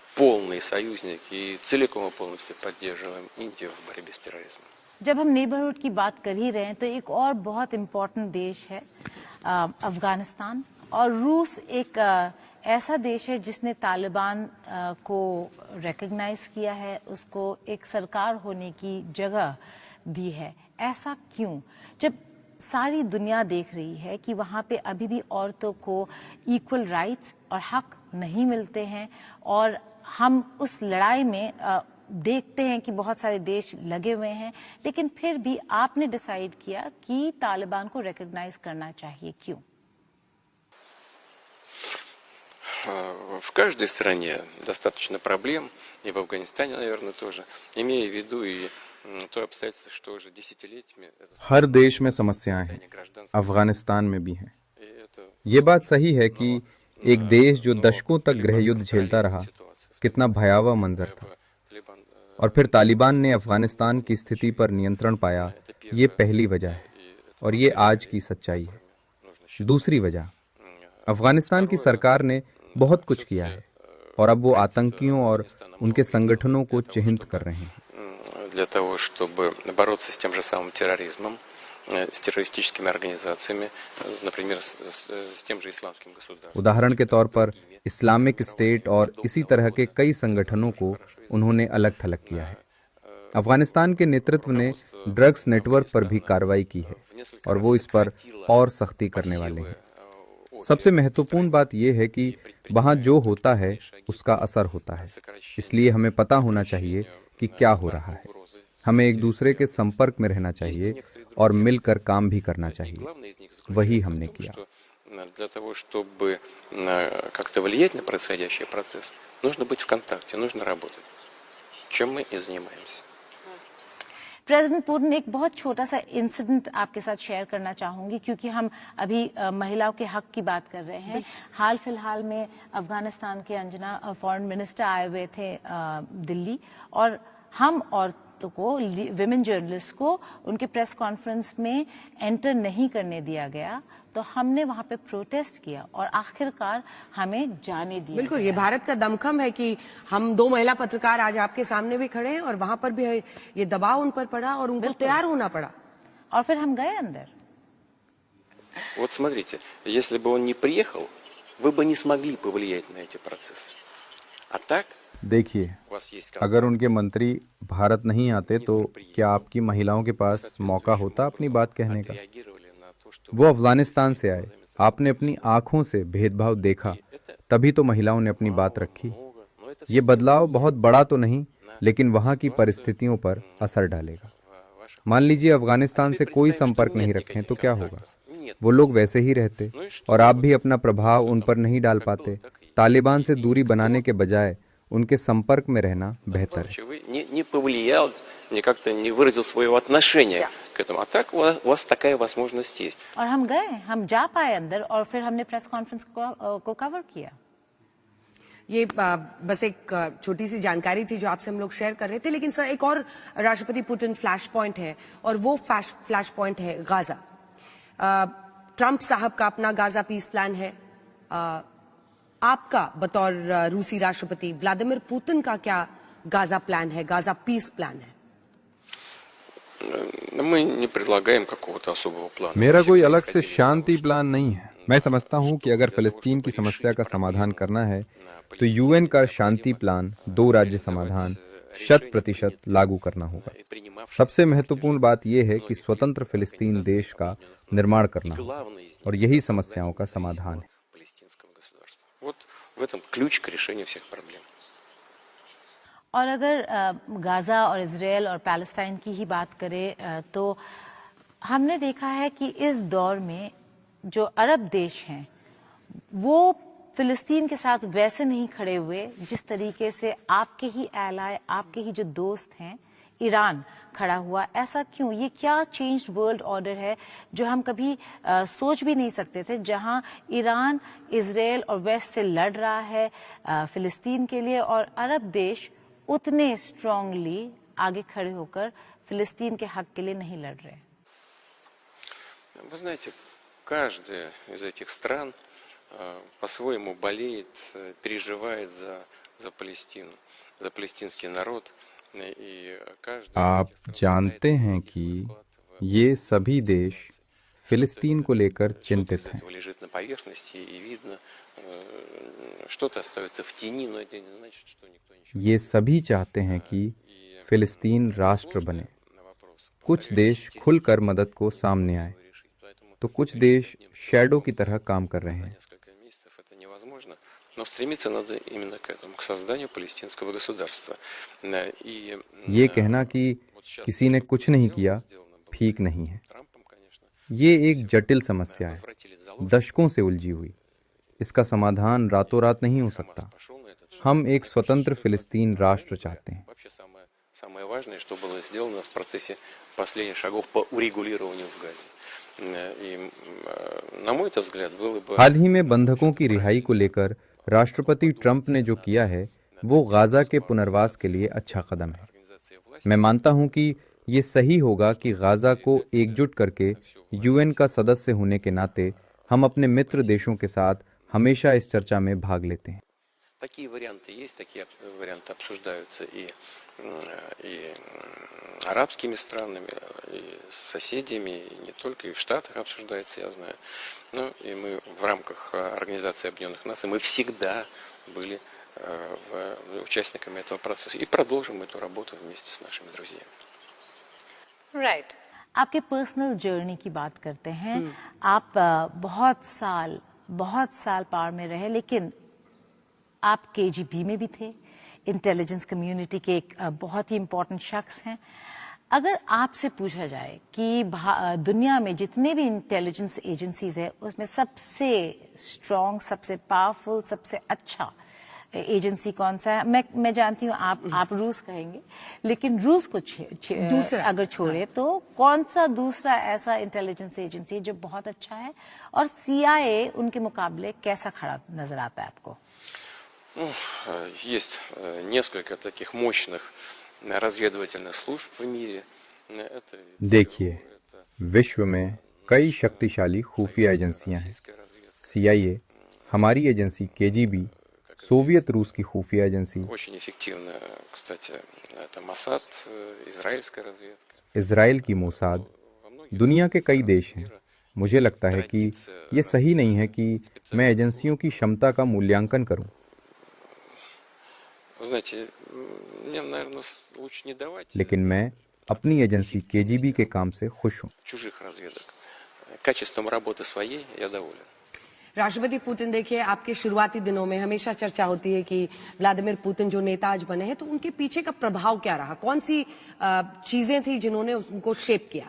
केजीबी के आपके डेज जब आपने एक बतौर एक स्पाई के तौर पर काम किया, आप केजीबी के साथ जुड़कर ईस्ट जर्मनी में आपने काम किया था, या फिर उसके बाद आप सेंट पीटर्सबर्ग गए, फिर वहां से आप मॉस्को आए, येल्सिन के साथ काम किया, आपकी जिंदगी के किस फेज ने आपको वो नेता बनाया जो आज आप हैं? Семья, в которой я жил и в которой я родился. मेरा Мои परिवार, родители, окружение ближайшее. जिस परिवार में मेरा जन्म हुआ, Прежде всего, формировало. जिनके बीच में पला बढ़ा, मुझे लगता है कि इन सब ने मिलकर मुझे वो बनाया है Ну и जो потом, मैं आज конечно, हूँ। все.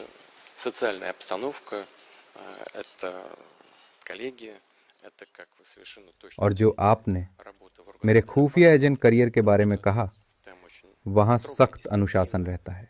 आपको अपनी मातृभूमि की रक्षा करनी है связанная और यही прежде всего с हर защитой खुफिया एजेंट का उद्देश्य होता है। На это направлены все हालांकि मैं उस दौर को कई साल पहले पीछे छोड़ आया हूँ, разведки. И я жил в этой среде много лет.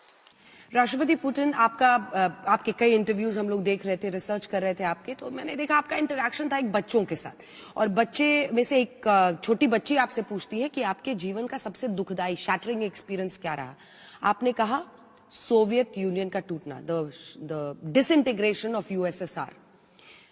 वो कैसे इसने आपको कैसे प्रभावित किया, और अगर वाकई ऐसा है तो आपकी क्या सोच है रशिया को लेकर? आपका फ्यूचर का विजन क्या है रशिया के लिए?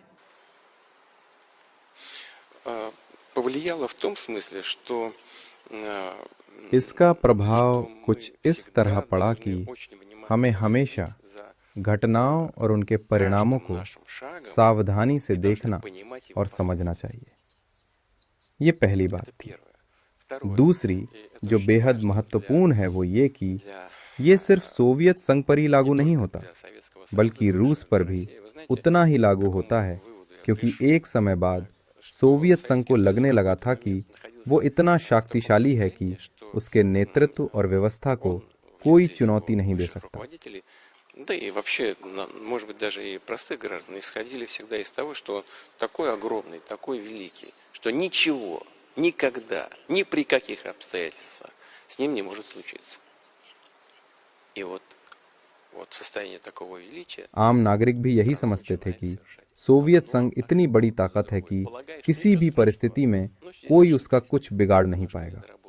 अति विश्वास की यही गलती एक के बाद एक गलतियां करवाती गई, और फिर एक समय ऐसा आया जब हालात काबू से बाहर हो गए। कुछ और देश भी आज ऐसी ही गलतियां कर रहे हैं। Are you going to name them? Нет. Okay, but we go back to Okay. USSR, sir, because you talked about how one mistake was rolling into another. Whom do you hold responsible for this situation? I mean, you're talking about people also who thought that probably it'll never happen with us. There'll never be any disintegration. But I'm sure you must have seen the Gorbachev years. You saw how Yeltsin went on. Whom do you hold responsible? What was the phase in which decisively USSR was disintegrating, breaking up? Здесь я бы не стал сейчас искать виноватых. मैं किसी पर более виноватых. आक्षेप लगाना नहीं चाहता Сложилась такая система. और ना ही किसी को दोष दूंगा। способная. वो व्यवस्था ही ऐसी थी कि नहीं चल पाई। Думать именно над этим. Не искать, हमें ये स्वीकार करना होगा, а думать, बजाय ये सोचने की которая कौन दोषी था। не просто охранять, हमें ऐसी व्यवस्था बनानी चाहिए а занимать जो खुद की रक्षा कर सके।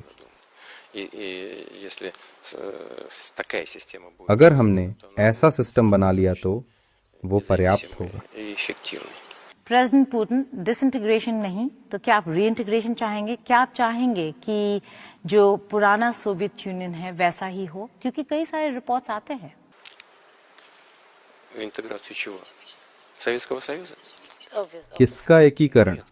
Нет, конечно. सोवियत संघ का? Просто исключено. नहीं, У нас и कतई नहीं। целей быть не может. और हमारा ऐसा कोई लक्ष्य नहीं Вы है। знаете, есть еще вопрос целесообразности. Это в сегодняшних условиях нецелесообразно. और इसका कोई औचित्य भी नहीं बनता, क्योंकि ये रूसी संघ की राष्ट्रीय और धार्मिक स्थिति को बदल देगा। इसका कोई मतलब नहीं बनता। Национальный и религиозный состав населения Российской Федерации. Это нецелесообразно. फिर आपको ये तो वेस्टर्न मीडिया को बताना चाहिए ना, जो हर दूसरे दिन एक खबर डाल देते हैं जहाँ पे कहते हैं कि आप चाहते हैं कि आप देशों को एनेक्स करना चाहते हैं ताकि पुराना सोवियत यूनियन फिर से बना पाए।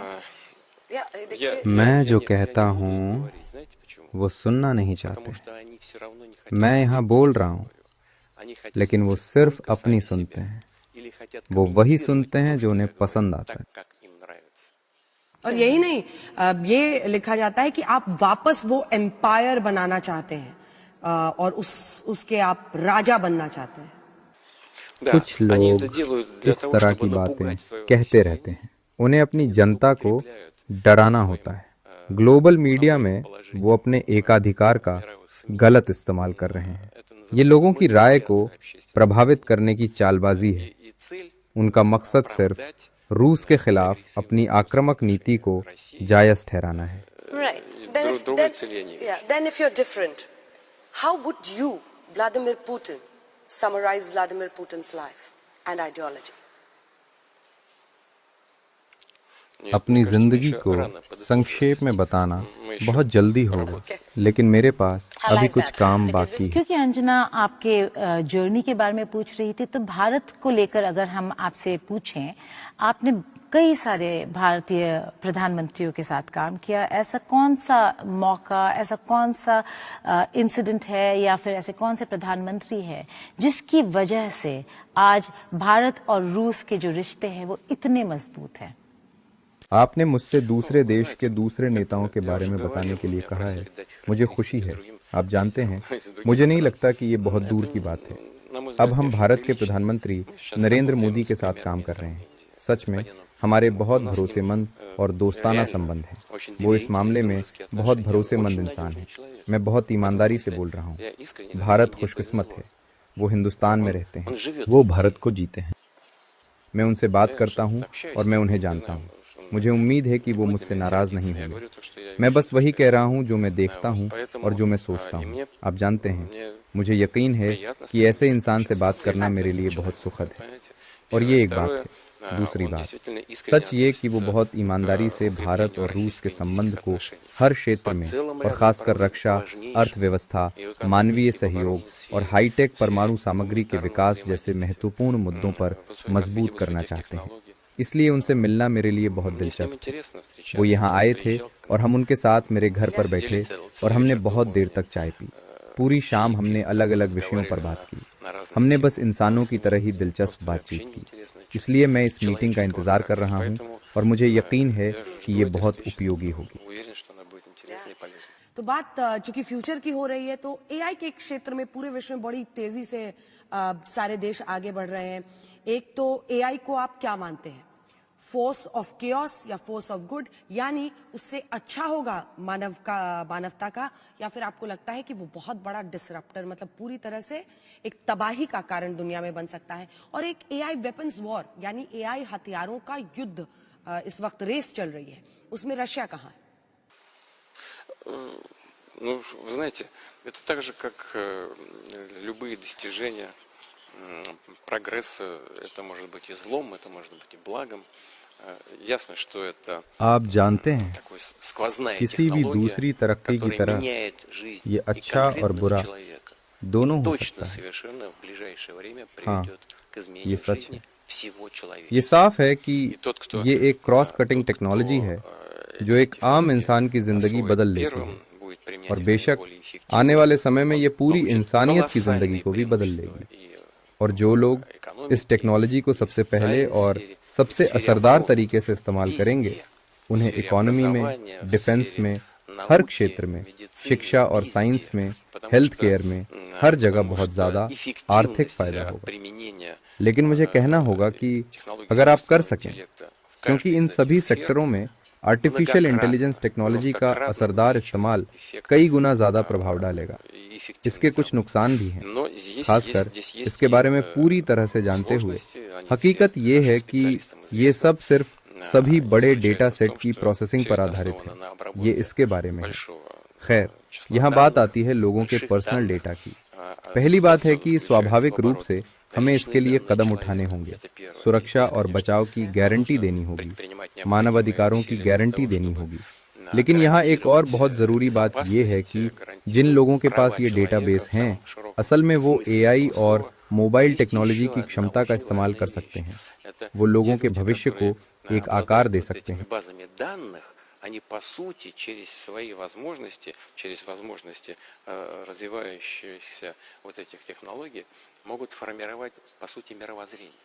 प्रेसिडेंट पुतिन, मैं आपको लॉन्जेविटी वाले जो आपने मेंशन किया था उसी पर वापस लेके जाना चाहती हूँ। आपका एक हॉट माइक मोमेंट था चीन में, चीन के राष्ट्रपति शी जिनपिंग के साथ, जहाँ पे आपने लंबी उम्र की बात की, ट्रांसप्लांट्स की बात की, बायो हैकिंग की बात की। आपको क्या लगता है कि क्या ये संभव है कि एक इंसान हमेशा के लिए जिंदा रहे, या ये अचीवेबल है, या अमर हो जाए, या क्या ये अचीवेबल है? Все конечно. हर चीज का एक अंत होता है। सिर्फ भगवान ही हमेशा रहने वाले हैं। वाकई हम उम्र को लंबा कर सकते हैं, ये सच है। 77 साल पहले भारत में एक इंसान की औसत उम्र 31 साल थी और अब ये करीब 70 साल है। हेल्थ केयर से ऐसा हो सकता है। भारत में बच्चों की मौत 4 गुना कम हो गई है। ये हेल्थ केयर का ही नतीजा है और मैं इसके लिए आपको बधाई देता हूँ। अगर हम हेल्थ केयर में एआई का इस्तेमाल करें और अगर इसका इस्तेमाल मेडिकल दवाएं बनाने के लिए किया जाए, मिसाल के तौर पर अगर वो जेनेटिक इंजीनियरिंग का इस्तेमाल कर रहे हैं, तो इसका असर ज़बरदस्त होगा। फिर भी सभी चीज़ों का अंत होता ही है।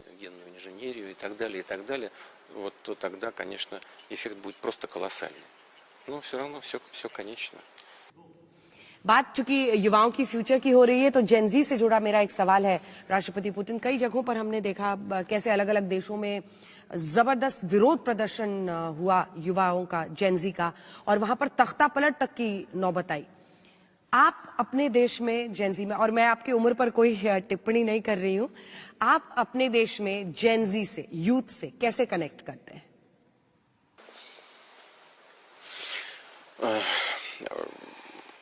Знаете, здесь нет ничего нового. Ведь и у нас в यहाँ ये литературе, в सब искусстве नया नहीं है। вот это आप जानते हैं कि साहित्य और कला में हमेशा विरोधाभासों की बात होती रही है। पुरानी और नई पीढ़ी के बीच, पिता और बेटों के बीच। हमारी पुरानी रचनाओं में भी ये बातें और ये चित्र हमेशा से मौजूद रहे हैं। सभी को ये जानने की जरूरत है कि यहाँ कुछ भी नया नहीं है। आप जानते हैं नया क्या है? नई है टेक्नोलॉजी, मैसेंजर, टेलीग्राम वगैरह, जिनका इस्तेमाल सक्रिय रूप से आज भी युवा पीढ़ी पर असर डालने के लिए किया जा रहा है। ये पीढ़ी कमोबेश वही युवा लोग हैं जो मोबाइल का ज्यादा इस्तेमाल करते हैं और ज्यादा कट्टर हैं। युवा पीढ़ी सोचती है कि सिर्फ वो ही अन्याय का सामना कर रही है और उनसे पहले किसी ने ये सब देखा ही नहीं। युवा ये सब देखते हैं और अपने आसपास के सभी लोगों को बताते हैं। उन्हें लगता है कि इससे निपटना बहुत आसान है, इसे आसानी से सुलझाया जा सकता है। लेकिन जब व्यक्ति ज्यादा समझदार हो जाता है और खुद कुछ बदलने की कोशिश करता है, तो उसे पता लगता है कि जिसका हल ढूंढना वो आसान समझ रहे थे, वो उतना आसान है नहीं जितना पहली नजर में लगता है। इसलिए हमें लोगों के साथ उस वक्त काम करने की जरूरत है जब हम कह सकें कि अभी आप बस युवा हैं, आप कुछ नहीं समझते, आप बस अपने घरों में बैठे हैं। ये ऐसे ही हो सकता है। आपको हमेशा युवाओं के टच में रहने और उनके टूल्स, उन तक जानकारी पहुंचाने के तरीकों, सोशल नेटवर्क वगैरह में फीडबैक का इस्तेमाल करने की जरूरत है। आपको वहां काम करने की जरूरत है और मुझे यकीन है कि आप कुछ हद तक ऐसा कर रहे हैं। मैं आपको हर सफलता की शुभकामना देना चाहता हूँ। Надо там работать. Я так понимаю, что вы отчасти этим и занимаетесь. Хочу вам пожелать успеха. प्रेसिडेंट पुतिन, आपने मजहब की बात की, तो जानना चाहेंगे कि ये धर्म कितना इम्पोर्टेंट है, न केवल आपके लिए एक मॉरल लीडरशिप में, रूस के सोसाइटी में, पॉलिटिकल लीडरशिप में। आप किस तरीके से स्पिरिचुअलिटी का रोल देखते हैं? ये वो नींव है जिसे मैंने कई सालों में महसूस किया हम हमेशा अपने पारंपरिक मूल्यों की ओर लौटते हैं, जिनका हम जिक्र भी करते हैं।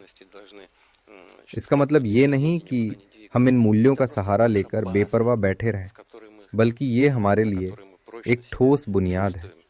लेकिन स्वाभाविक रूप से हमें आगे भी देखना है, हमें विकसित होना है और विकास के सभी आधुनिक साधनों का इस्तेमाल करना है। अपने आधारभूत मूल्यों और भविष्य के दृष्टिकोण को साथ लेकर हम उन लक्ष्यों को प्रभावी ढंग से हासिल कर सकते हैं जिन्हें हमने अपने लिए निर्धारित किया है। हम इसी तरह काम करते हैं। हमारा मूल लक्ष्य राष्ट्रीय विकास है। मैं हकीकत में चाहता हूं कि रूस के राष्ट्रीय विकास के लक्ष्य और भारत के लक्ष्य, जो भारत सरकार और प्रधानमंत्री मोदी ने तय किए हैं, एक दूसरे के अनुरूप हों, ताकि हम संयुक्त प्रयास कर सकें और अधिकतम नतीजे हासिल कर सकें। राष्ट्रपति पुतिन, आपने हर सवाल का खुलेपन के साथ जवाब दिया। आपकी निजी जिंदगी, आप पॉलिटिक्स को लेकर क्या सोचते हैं, रशिया के लिए आपका विजन क्या है, रूस यूक्रेन युद्ध पर, लेकिन भारत और भारत के लोग आपको जरूर सुनना चाहते हैं और उनकी नजर आप पर रहती है, वो आपको पसंद करते हैं। एक फिल्मी गाना है, बहुत पुराना है, लेकिन रशिया में भी बहुत वो लोकप्रिय रहा है गाना, सिर पे लाल टोपी रूसी फिर भी दिल है हिंदुस्तानी। बहुत पुराना गाना है, लेकिन आज जो भारतीय आपको सुन रहे हैं, आपका खुले बाहों से स्वागत कर रहे हैं, आप भारतीय लोगों को क्या संदेश देना चाहेंगे? Вот вы сейчас сказали о бельгийской культуре, о российской культуре. Вы знаете, у нас существует, мне так кажется, что आपने अभी भारतीय संस्कृति का जिक्र किया। रूसी संस्कृति के बारे में मैं यही कहूँगा कि रूस के बहुत से नागरिकों के दिलों में भारतीय संस्कृति की छवि एक परी कथा जैसी सुंदर, रंगीन और मनमोहक है। ये छवि कई दशकों से है, सोवियत काल से है। रूसी लोगों को भारतीय संगीत और भारतीय फिल्में बहुत पसंद है। मैं तो कहूँगा कि रूसी समाज के कुछ हिस्सों ने भारतीय संस्कृति को पूजा जैसी जगह दी है। मुझे ये बहुत अच्छा लगता है, क्योंकि मुझे लगता है कि ये दिल से दिल का रिश्ता है। हम ये सुनिश्चित करने की हर संभव कोशिश करेंगे कि ये दिलचस्पी अपनी चमक कभी न खोए। मैं चाहता हूँ कि भारत इस भावना को जाने।